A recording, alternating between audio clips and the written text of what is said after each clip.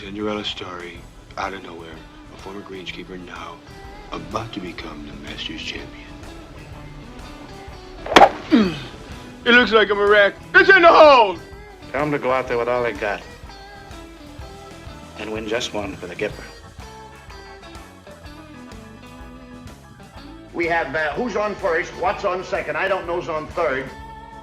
Life is a banquet, and most poor suckers are starving to death. We've got him, my good friend, Senator Aric Putnam. Love having on the program. Senator, how are you today? But dude, I'm doing pretty well. How about yourself?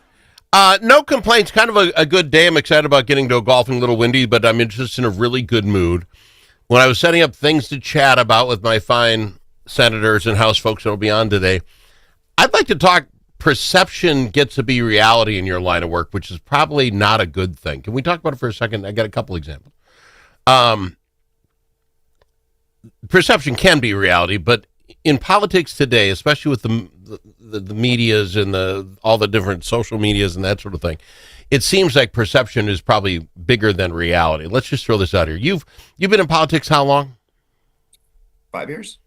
Okay, 5 years. You've probably shaken the hands or had your photo taken with, I'm going to guess, a couple thousand people. Good chance. Okay. For sure. Yeah. Yeah. And if you're running for the president of the U.S. or a U.S. senator, all these other places, you are absolutely getting your hand shaken, people thing, and being at parties with people you got invited, you went to the thing, and then you don't know who's there. One Joe Schmo does something really stupid, and pictures of you with Joe Schmo, and all of a sudden, there are parties. You're shaking your head. I'm talking about. This guilt by association thing is tough. Doesn't mean you're not friends with people, but it doesn't mean you have anything to do with them. What I mean by this, let's just talk quickly with Keith Ellison, Attorney General Keith Ellison, right? He's in the news today. Someday he met with some folks that ended up being part of Feeding Our Futures. I call it geographic racism in that it's such a small community. When you're talking Minneapolis, St. Paul, you might have a 10, 20 city block constituency, right? You're all right here like this. My guy, Senator Graham, has 9 counties.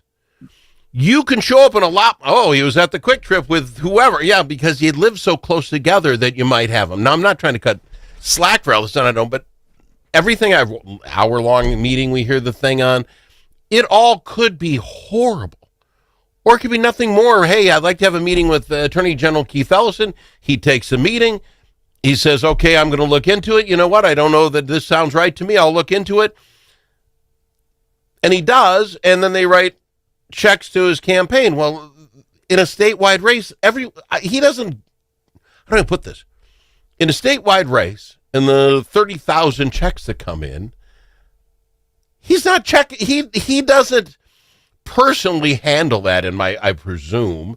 And if he does, it's like, okay, did he remember the guy he met 2 months ago? I guess I'm trying to give him all the credit in the world that this could be nothing more than a massive timing sucks, and maybe someone will get into it. But perception's a reality. He's getting ripped over the coals right now, and we don't even know if anything he did was illegal. Is that fair? I mean, I don't know, Keith Ellison. Is that a fair assessment? This could be a big nothing burger. No, I appreciate the nuance that you're taking to this one, because my understanding is on the transcript, he says pretty explicitly, no, I don't want your political help. But it doesn't really matter, because people are going to say that just by proximity, he's done something naughty. And to your other point, which I think is I don't mean to sound surprised, but really smart, it's that maybe, yeah. Okay, what did I say smart? I want to know. It's that, that it doesn't really matter, because people are going to make stuff up anyway. What actually happened isn't necessarily as important as the noise that people are going to create around it. And that's a little bit frustrating, but it's also kind of liberating. When I talk to people about running for office, they say, oh, I've got skeletons in my closet. And I say, it doesn't really matter, because they're going to lie and create new skeletons that are worse, because finding your real skeletons takes actual work, and people in politics are lazy as hell. Okay, well, let the next step, and this is, again, perception and all that. Let's talk with Bobby Joe, Senator Bobby Joe Champion. And again, this program, we had him on my other show. I've met him a couple times. I like him. Nice guy. I have no issue with Bobby Joe Champion as far as the kind of guy he is. That being said, whether he did anything for the reverend friend of his or not, I have no idea. Pro bono work, it's all, again, this nuance thing. but he's being hung out to dry as if he did it. And what I don't understand is you guys do this for a living. Bobby Joe's been there forever. I call him Bobby Joe because we're tight. Senator Champion, forever. You got to know perceptions of reality. His sides were in charge. That money that he got for the Reverend's deal was going to happen, right? You're still going to vote for it. So you put it up and you raise your hand. By the way, did some pro bono work for the guy 2 years ago, whatever it was. I don't care. He raises his hands and just that, and we don't have this scandal if it's a scandal. You know what I'm saying? And the problem is, as each of these scandals go, and the Republicans are going to make hay with this, I get it, is that the rest of us stop trusting anybody. And that's the real harm here. I don't know that, again, Bobby Joe could have got that. Bobby Joe, why? I don't know. I like his name. I think that's my problem. Senator Champion could have got this past the goal line, even if he raised his hand and said, by the way, I did pro bono work for this guy. And everyone's like, okay, he isn't going to vote on it. We still have enough votes. It's still going to happen. Why not fall on that side of the fence? Why not say it, I guess is my point. And your thoughts. I mean, you have to, with your wife being a superintendent, you must come up with a lot with, yeah, it's a little close to home for me. I'll sit this one out. So that's an interesting question too, because some people have said that about us up here, that somehow I'm biased because I vote for education, which I think is insane. But people, again, like people just make stuff like that up. Like, oh, I can't vote for the education budget because I don't care about the 10,000 kids in my school district. I'm just doing it so that my wife. Let's be honest. No one likes kids. We pretend. And Al said that. All right. No, I get your point, but I mean, you get mine, right? If the perception's a reality and this reverend's going to get money, he's a friend of mine. All right, just tell people. If the money's good, and like you, okay, yes, my wife is a superintendent, but you know what? I still like the 10,000 kids in my district. I'm voting for that reason. Good. It's out there. No paper articles going to be written. Senator Putnam voted for kids again. Well, I mean, here's the other thing that's part of this too, is we do so many bills, and I'm not saying this is the case for Bobby Joe necessarily, because still haven't seen any evidence that he actually did anything wrong, and I think he's a good guy, he's a pal. But I will say that it's a bit like you were talking about before about campaign contributions. We don't have time to investigate every single person that we talk to about every single issue. And it's supposed to be a democracy. We're supposed to talk to everybody. And we don't have the ability or the capacity to, do a deep dive and a background check on every single individual we talk to at the Capitol. So it's kind of tough. But I think you're right though. Like when there's something that could go on, you should still say, hey, you know what? This might be a thing. And back to the bigger problem it causes for all of you is it's once again, well, they're going to get off with it then. You saw it in the paper, and now the ethics committee's 2-2, and nothing's going to happen. And the perception becomes a reality that everybody's on the take.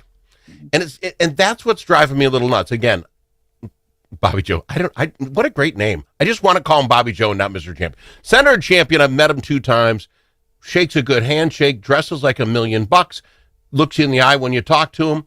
That's what I remember about the 2 shows I did with him. I enjoyed him. Nothing I've read says, oh, well, that's how. Nothing says that. But this is the story. It's in there again today. Oh, now he did it 2 years ago. It's just this beating of the drum that could stop if we all. Well, let me ask you this. So when Congressman Hagedorn, a friend of mine, got elected to Congress, like the first day they go, I don't know if the Republicans did it, if it's the House itself, they run them through a little 8-hour boot camp. You got to wear a tie and you can't do this. And, this is how you got to handle your stuff. Kind of a how-to. Not that there aren't people at Congress that don't screw up. Don't get me wrong. Do you guys get that? Do you guys get once a year you run in, got to have the 2-hour, keep your skills up on how to make sure you look good to the public? Do you guys have one of those? No, we don't get squat. I mean, it's really, even some of the really petty, simple things, like we always have to wear a tie on the floor. We always have to wear a coat. I'm not allowed on the floor without a tie and a coat. Even simple things like that, you usually find out when you screw up, not proactively. So there is no sit you down and this is the optics of how things work. This is how the media works, and they're going to like this and want that. At no point was there any kind of conversation, not even informally. Nobody even pulled me aside and said, like, hey, young buck, here's the deal. But you get a bunch of people that just first timers in there. They don't have a flipping clue of the landmines, if you will. And the either side, the Senate or the Republicans or neither one's throw down and say, hey, buddy, let's skip some landmines. Can't do this. Don't do this. Never have your door closed if you're in a room with a woman alone. None of that. That's crazy to me. Yeah, it's wild. And it is pretty strange given how many people we talk to, how little advice we're given about how to talk to them. Even something simple like that. Like I know this as a professor that you never close the door when you got someone in the room with you. But we never hear that in politics at all. There's no like, by the way, here's some good ideas and here's some bad. It might be a little bit different for me in the Senate because a lot of people come up from the House where they learn really good habits, and then they come to us. But for me in the Senate, never got that word. Maybe you and I got to start a little class, new beginners class. We'll go in. I'll throw the class. You give me the ins and outs, because I find that hard to believe. Because it just seems like you're going to show up the first day at work. You don't wear a tie because your neck's all fat like Al's, and you don't like that button on there. And all of a sudden, you're kicked out of the Senate. That's not cool. We got to go to break. We'll be back after this with more.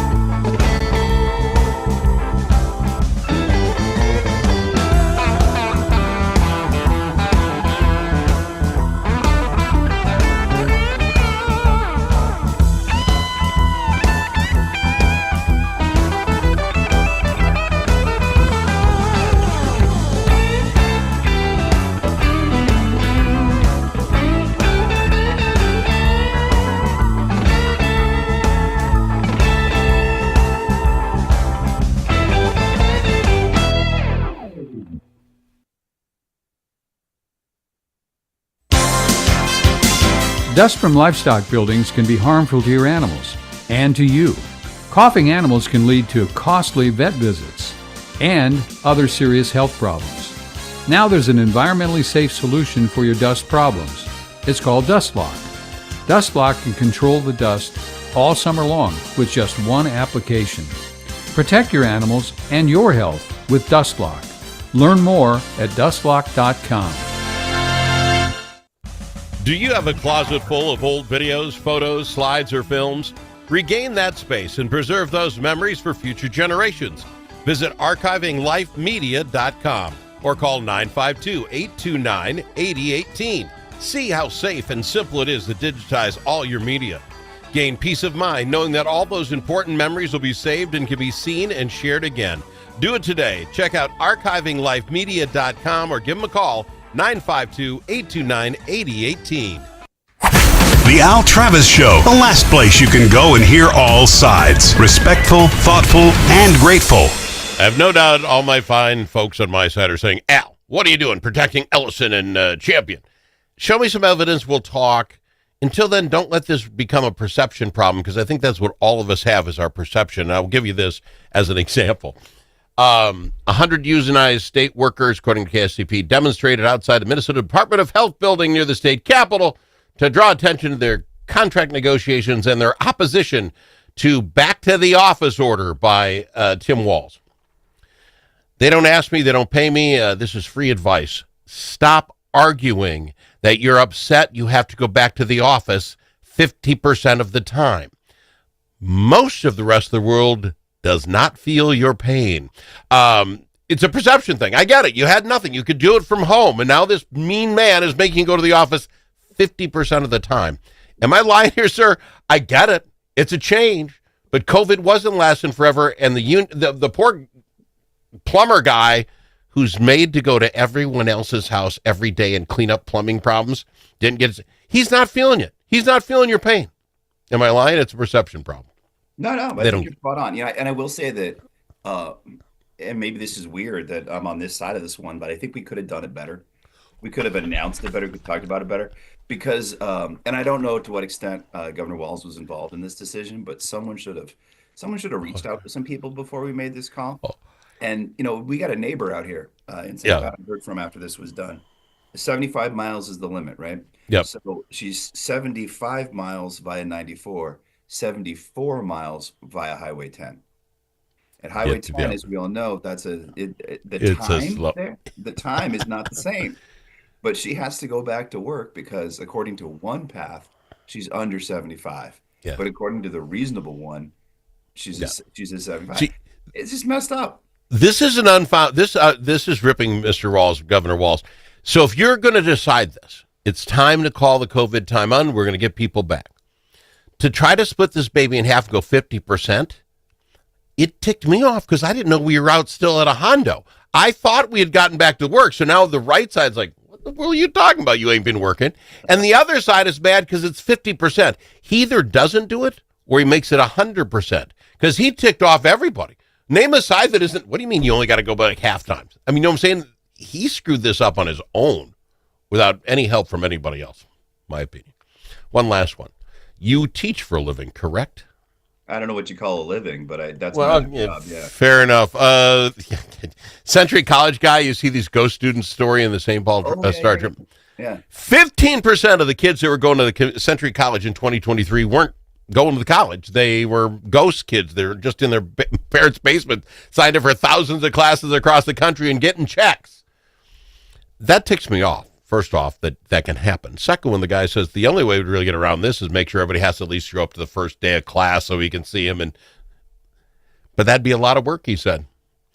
And my head snapped reading it in the paper. Like, that gotta suck.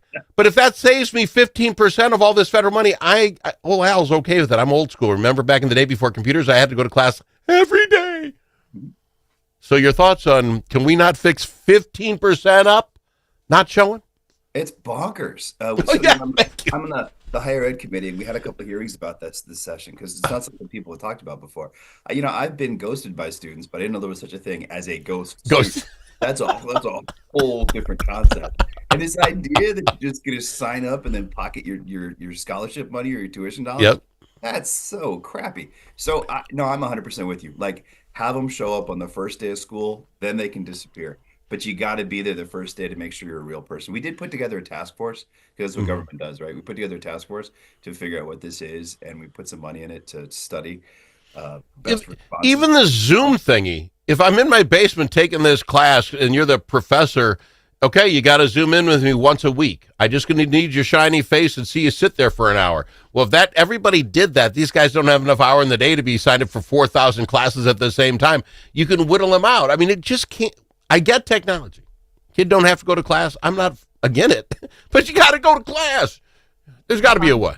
I'm further gone on this one than you are. Put your butt in the seat at least once. Like, show up in person at least once. I don't care if you are getting remote education. That's why you're on Zoom. That's cool because you live too far away. That's great.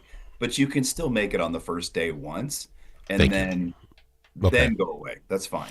See, this is why I like you. You're a crazy left-wing lunatic with some pretty normal ideas, and I like that about you a lot. I really do. I appreciate you coming on. Put that on a coffee mug or a T-shirt because I think that's crazy left-wing lunatic who has some really good ideas. I appreciate you a ton, my friend. We're out of time. I do thank you for coming on the program. Take care, brother. You have a happy Easter. Chanhassen Dinner Theaters brings you its most popular show of all time.